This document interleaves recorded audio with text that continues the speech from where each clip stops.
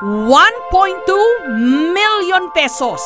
Saang kamay ba ng Diyos makukuha yan ngayon? Ang construction worker na si Jack na kumikita lang ng 250 pesos kada araw, naka-jackpot nito. Tumataginting na 1.2 million pesos. Paano nangyari na ang isang construction worker katulad niya naging instant milyonaryo? Manood para matuto. Laki sa hirap ang tubong Basay, Samar na si Jack. Kalimitang sa pangingisda lang daw sila kumukuha ng makakain. Lahat daw silang 5 magkakapatid, hindi nakapag-aral. Lumaki ako sa simpleng pamumuhay. Yung tatay ko, pogi, nanay ko, maganda. Kaya ito yung resulta. Hindi na ako nakapag-aral dahil na-scam yung tatay ko. Pero ang pinakamalaking pagsubok sa buhay ni Jack dumating taong 2013 nung sinalanta sila ng super bagyong Yolanda. Ang kanilang bahay na wipe out. Pero ang super bagyong sumira ng kanilang buhay at bahay, siya rin palang instrumento para si Jack magkatrabaho. Sa pagbangon kasi ng Samar, kaliwat kanan ang housing projects. Kaya ang dating mangingisda na si Jack naging construction worker. May nakita akong construction site. Nag-apply ako. Tinanong ako ng foreman kung ano daw posisyon na gusto ko. Gusto ko ako yung engineer. Eh, hindi naman pwede. Kaya, labor lang muna yung pinasok ko. Sa totoo lang, mayaman kami.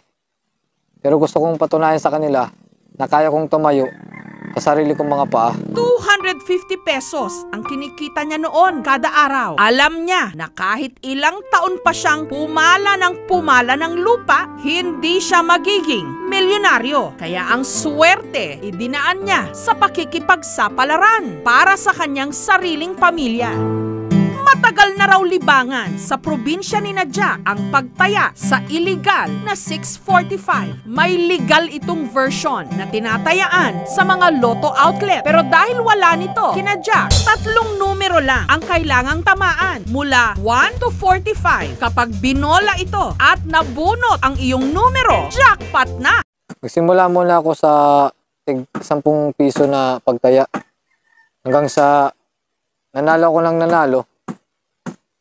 Tumaya ako ng tumaya. Oy, meron, mataya ko! Simulan daw ni Jack ang araw-araw na pagtaya ng 50 pesos kung saan pwede siyang manalo ng 15,000 pesos. At sa loob lang daw ng 3 linggo, tumama siya 15,000 pesos. Hanggang sa nagsimula na ako na 50 na yung taya ko, doon na nagsimula na parang nalululun na ako sa pagtataya ng sweatress. Dahil ramdam daw ni Jack na tila umaayon sa kanyang swerte. Ang 50 pesos niyang taya, ginawa niyang 100 pesos. Hanggang sa umabot sa punto na binenta ko na yung motor ko. Kahit yun lang yung inaasahan ng pamilya ko. Pero dahil sa lulun na ako sa pagtaya, naibenta ko yung motor. Doble ang taya, aba, dumoble rin ang kanyang premyo. Naging 30,000 pesos. Ipinambili daw nila ito ng mga gamit sa bahay at panggastos sa araw-araw. Kahit yung pambili ng ulam at bigas namin, parang tataya ko na. Galon na ako ka-addict sa pagtaya sa sweatress. Kaya nga, nag-aaway na kami ng asawa ko. Pero, siyempre pogi ako. Hindi nagtatagal yung away namin. Samantala, nung bisperas ng kanyang birthday, muli siyang tumaya. Una, 1,000 pesos para sa inaasahan niya 300,000 pesos na panalo. Dinagdagan niya ito, ginawang 1,500 pesos para sa 450,000 pesos na premyo. Hanggang itinodo na niya, tumaya muli ng isa pang 1,500 pesos. Kinabukasan birthday ko. Kaya naisipan kong tumaya sa 3 kolektor. 3 numero yung tinayaan ko. Yung 5, yun yung unang araw na nagkakilala kami ng misis ko. Tapos yung pangalawang numero naman, yung 16, yung unang tikim. Yung pangatlo naman na numero, 25. Ako yun yung mga numero na tinaya ko. At sa gabi ring yun, tila napaaga ang kanyang birthday gift dahil ang 3 niyang tinayaan, lahat panalo para sa premyong suma total 1.2 million pesos. Jackpot! Ang ating construction worker naging instant millionaire. Nung nanalo ako, makakaahon na ako sa kahirapan. Mapapalitan ko na yung asawa ko. Mapapakain ko na yung asawa ko. Bibili ko na yung mga pagkain na gusto nila. Tsaka kakapagpadala na ako ng pera sa kapit ko. At dahil milyonaryo na siya, si Jack nag-resign na sa trabaho. Ang 200,000 pesos itinabi niya para sa kanyang anak. Ang 800,000 pesos naman ininvest niya sa isang construction site. Ang 10,000 pesos ipinampaayos ng kanilang bahay.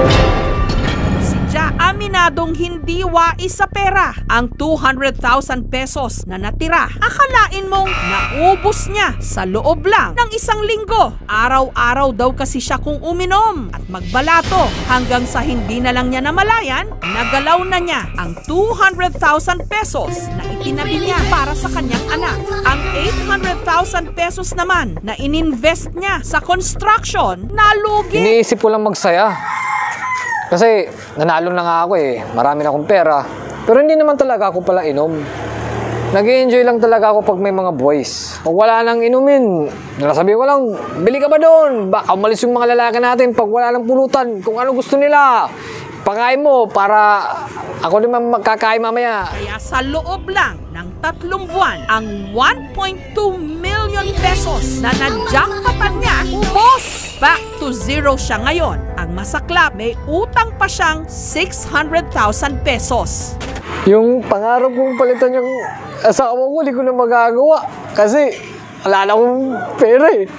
Dahil sa lahat ng ito, si Jack kasalukuyang dumadaan daw sa matinding depression. Nawag ako sa mga anak ko kasi konti na lang yung baon na maibibigay ko.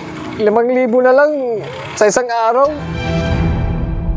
Nakatira sila ngayon sa isang maliit na kubo. Inuupahan nila sa halagang 60 pesos kada buwan. Pareho sila ng kanyang misis na walang trabaho. Kaya ang madalas lang daw, kinakain ng kanilang 3 gulang pa lang na anak, talbos ng kamote. Minsan nainis ako sa kanya kasi nakakalimutan na niya na may pamilya siya. Tsaka nakakalimutan niya na rin akong kainin. Pagkainin pala. Dahil sa matinding pinagdadaanan ni Jack, dinala siya ng aming team sa isang espesyalista.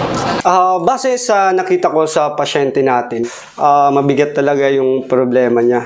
Yung advice ko is, kung gusto niya talagang tumaya ng tumaya, manalo ng manalo, kailangan maghanap siya ng baklang mayaman para at least may magsusuporta sa pagtaya niya. At yung pangalawa naman, kung manalo ka ulit, please lang naman, bayaran mo muna ako. Ang laki-laki na ng utang mo sa akin. Yung pangatlo naman is, kailangan talagang mamili ka kung pogi o mayaman.